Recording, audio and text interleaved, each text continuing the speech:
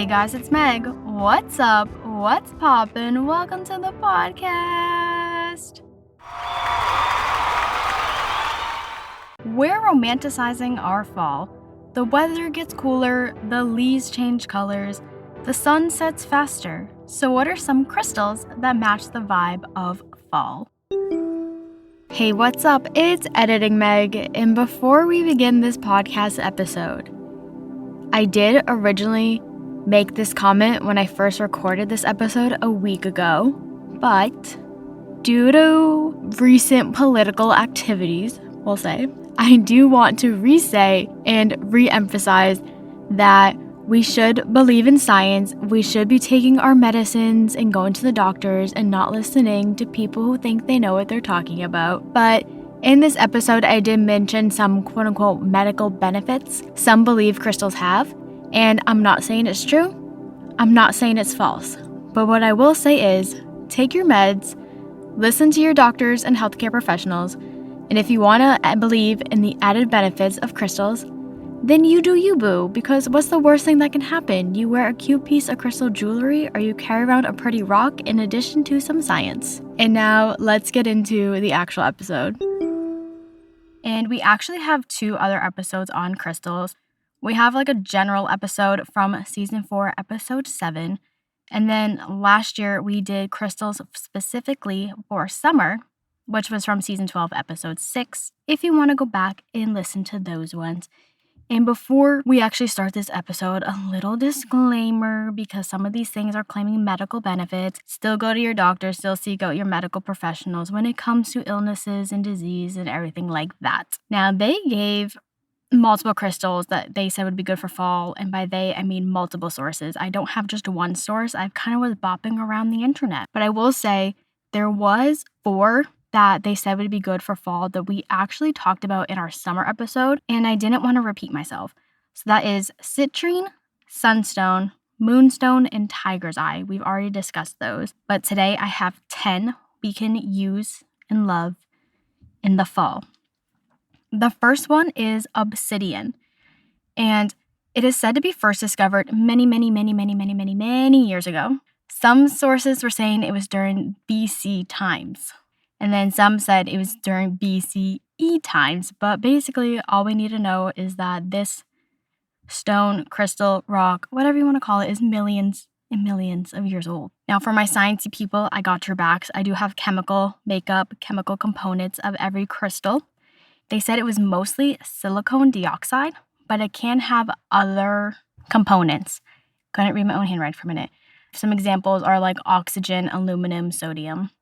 Now, the spiritual meaning of obsidian is it's a talisman for those who dare to see the past, the present, the future.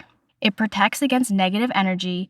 It brings clarity to the mind. Now, this is what I mean, but I said still seek your medical professionals because obvious reasons. But it is said that this can help with digestion, detoxification, reduce arthritis pain, joint problems, and cramps. Moving on, second one, we have labradorite. Also, I don't know if I'm pronouncing any of these correctly. This is just the way I've heard people pronounce them, so they might have multiple pronunciations. So this was first discovered, supposedly, around on record. On record, it was discovered around 1770 on the Isle of Paul, near the town Nain in Labrador, Canada. My sciencey people, the chemical makeup is feldspar mineral. And now there's a legend behind this one. So let's cue some spooky music maybe. I meant to look this up. I think it's Inuit, Inuit people say that the northern lights were once trapped within the rocks. But a warrior hit the stone with his spear, which released the light into the sky, but some of it was kept in the stone. Now for spiritual meaning, it is used for self-discovery, intuition, awakens one's inner spirit. Again, supposedly, hypothetically, it can alleviate anxiety, depression, and can boost immune system, protects against negative energies, misfortunes, and promotes a safe and grounded existence. You're going to notice a theme within all these crystals. I think almost every single one is used for protection against negative energies. Number 3, petrified wood. Well, it's petrified wood, so it's been around for millions of years.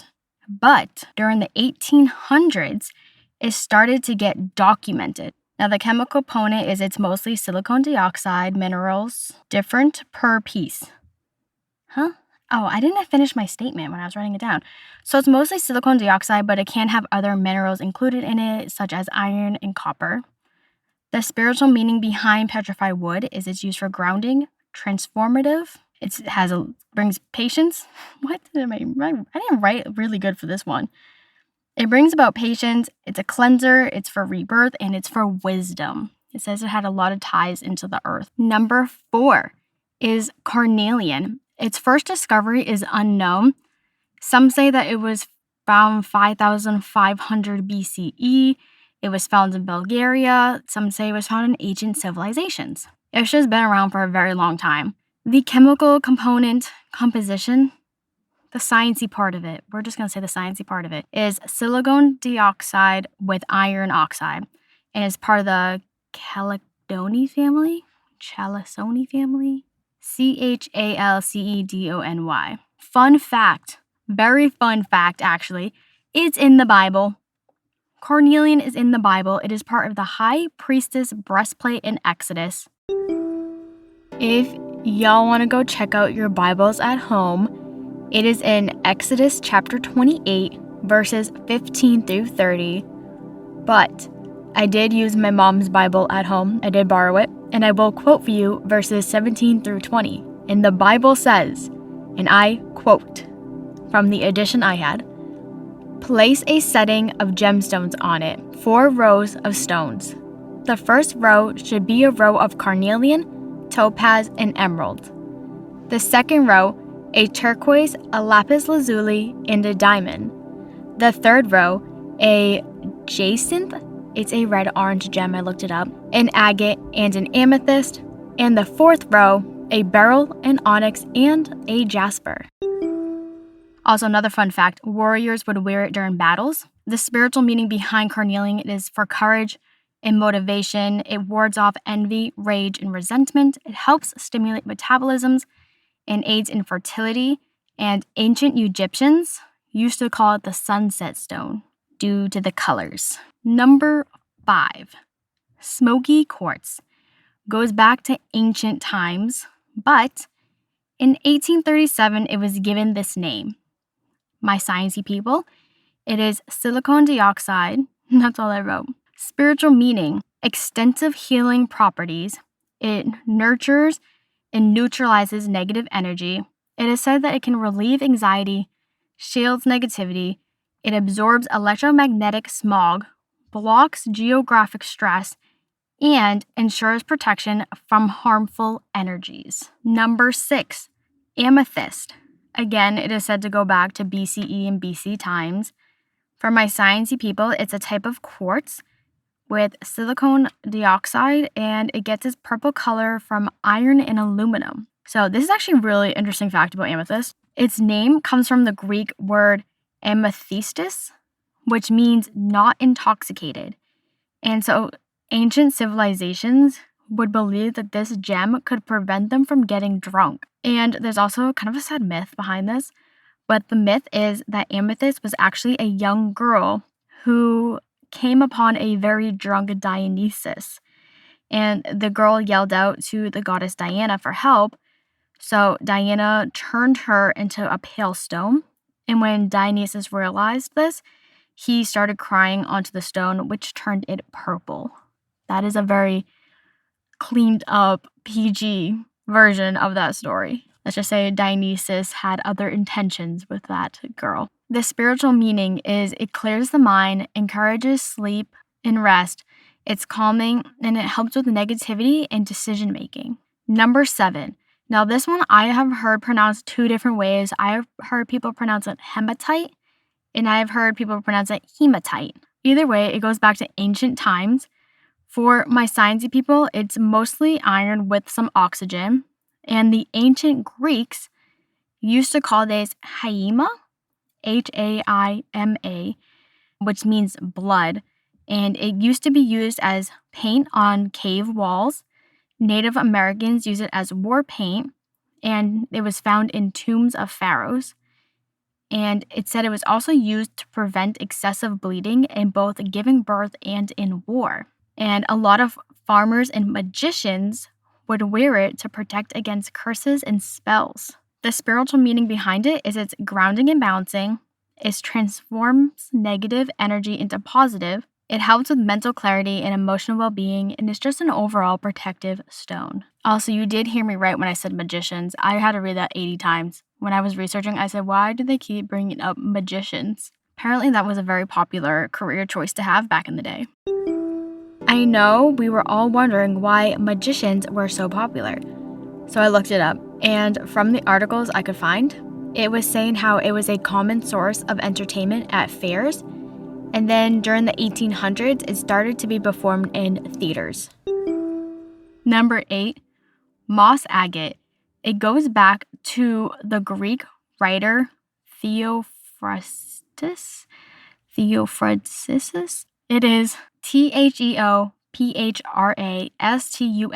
said he's from 372 to 287 BCE, and that was the first written record they found of the word agate. So my sciencey people, it is part of that Charadoni family.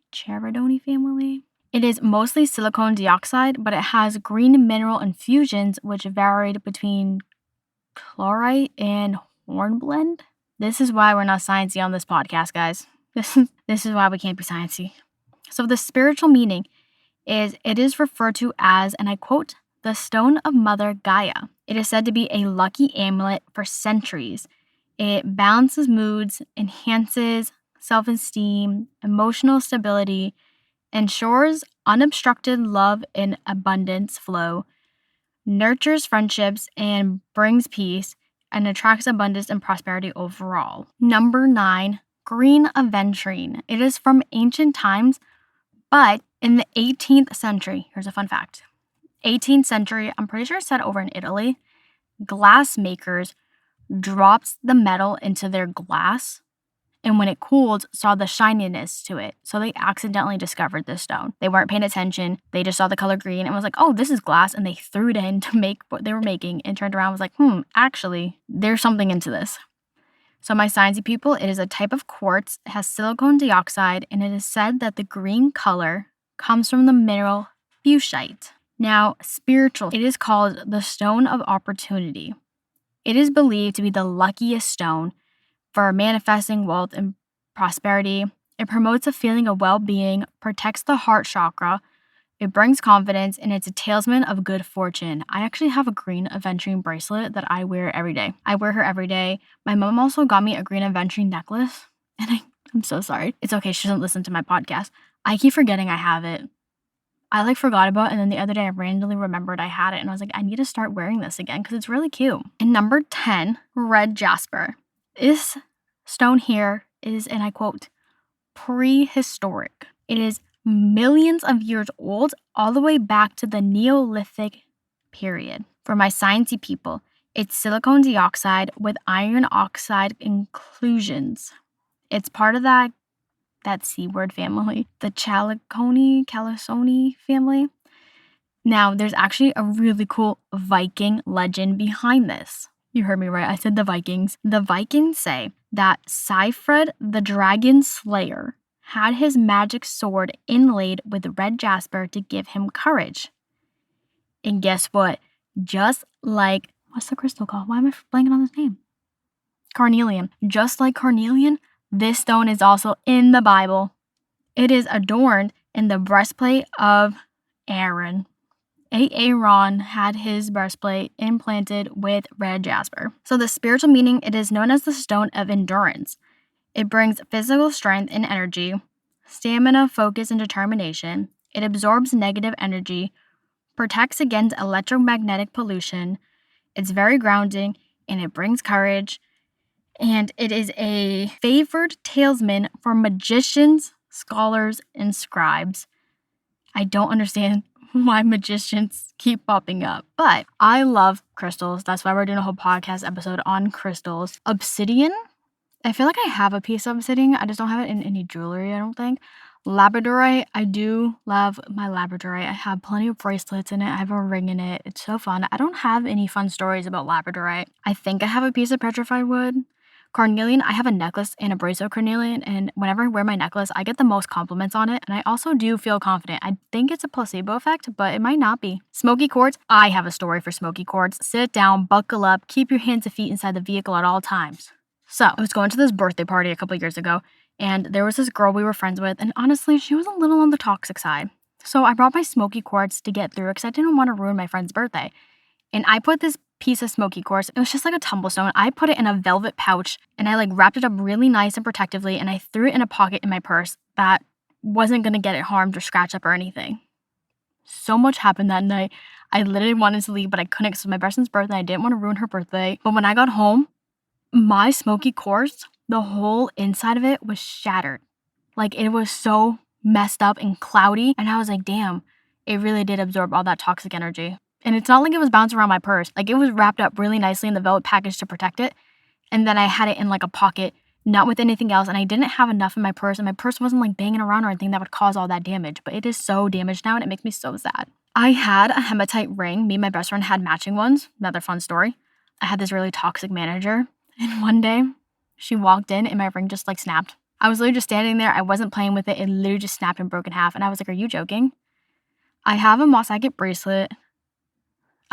We already talked about green adventuring experience. And I'm pretty sure I have red jasper crystals. I just don't think I have anything red jasper that I can wear. But yeah, what about you guys? Do you like crystals? Do you believe in crystals? Let me know.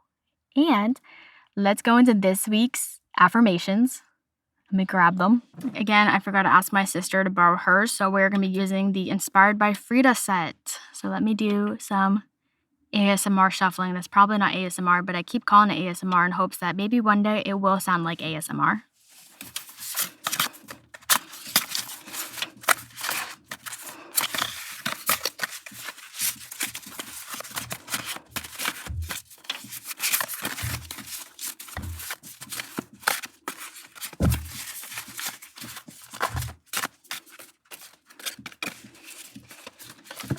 One fell out. Oh, wait, this is kind of cool. It kind of goes with the podcast episode. So let's cue the drum roll, please. So our affirmation for the week is specialize in your creative life trades so prosperity comes to you. Your heart knows this. And that is going to lead us into our end of our episode.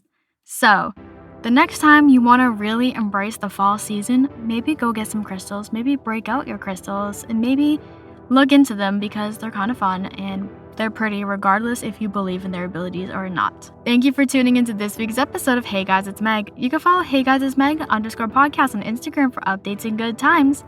Come back next Monday at 9 a.m.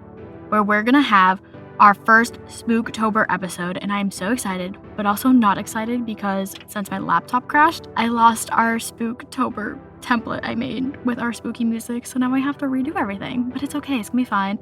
I'm not sure what the first topic's gonna be yet. I have one written down. I'm kind of scared to research it because I feel like it might just put me on the FBI watch list, but we'll see next week what I decide to do. I'll see y'all on the flip side. Peace out, Girl Scouts.